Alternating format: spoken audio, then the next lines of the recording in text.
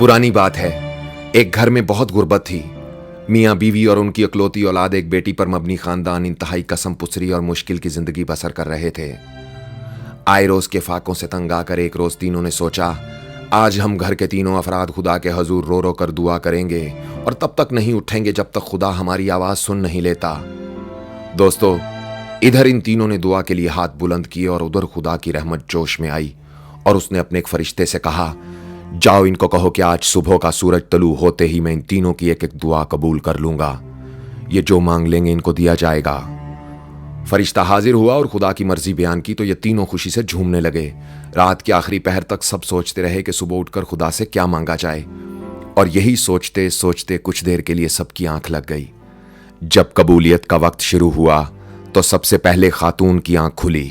उसने मुंह धोया और शीशे में जूं ही अपना चेहरा देखा तो एक आह भरकर बोली, काश मैं इस दुनिया की सबसे खूबसूरत लड़की होती।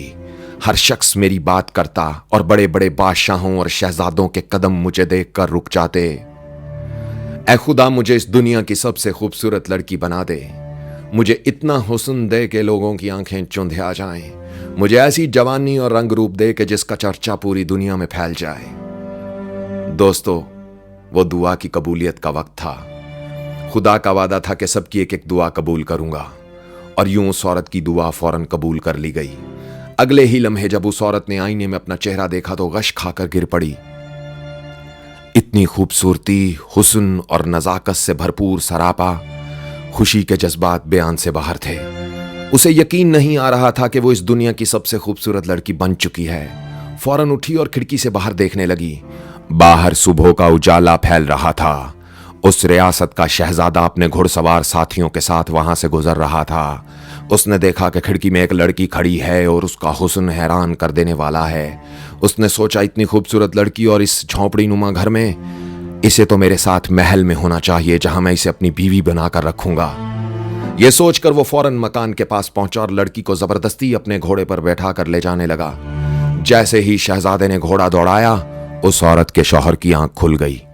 उसने देखा कि रियासत का शहजादा उसकी बीवी को लेकर जा रहा है। उसे अपनी बीवी पर सख्त गुस्सा आया। उसने फौरन हाथ उठाकर गुस्से में कहा, ऐ खुदा, इस औरत ने मुझे धोखा दिया और बगैर मेरी सलाह के इसने जो भी हासिल किया उसे खत्म कर दे। इसे इंसान से जानवर बना दे ताकि पूरी दुनिया इसे देखकर इबरत हासिल करे। उस शख्स की दुआ फौरन कबूल हुई और वो औरत जिसे शहजादा उठाकर ले जा रहा था एक जानवर बन गई। शहजादे ने जब यह मंजर देखा तो फौरन उसे घोड़े से नीचे गिराकर भाग गया। जब यह मंजर बेटी ने देखा तो उससे मां का यह रूप बर्दाश्त ना हो सका। फौरन खुदा के हुजूर अपने हाथ बुलंद करके बोली, ऐ खुदा, मेरी मां को वापस पहले जैसा कर दे। मुझे और कुछ नहीं चाहिए, बस मेरी मां को वापस पहले जैसा कर दे। उसके मुंह से निकले अल्फाज फौरन कबूल हुए और उस औरत को खुदा ने वापस पहले जैसा ही कर दिया। दोस्तों, इस कहानी से हमें एक बहुत बड़ा सबक सीखने को मिलता है, और वो ये कि बाज़ औक़ात खुदा के हां भी कोई देर नहीं होती। किस्मत भी मेहरबान होती है, बंदा भी मुस्तहिक होता है, और रास्ते की हर रुकावट भी हटा दी जाती है, मगर फिर भी कोई महरूम, नामुराद और नाकाम हो सकता है। बाज़ औक़ात इंसान अपनी जल्दबाजी और महदूद सोच की वजह से कामयाबी हासिल करके भी नाकाम ही रहता है।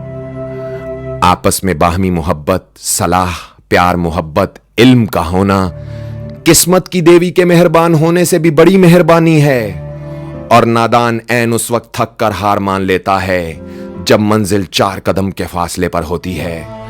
और वो कामयाबी नहीं, नाकामी है कि जिसके इख्तिताम पर रंज, दुख, तकलीफ और पछतावे रह जाएं। अगर आपको हमारी बातें, कहानियां, इंतखाब और शायरी अच्छी लगती है तो YouTube पर उज़ैर रशीद लिखकर सब्सक्राइब करें।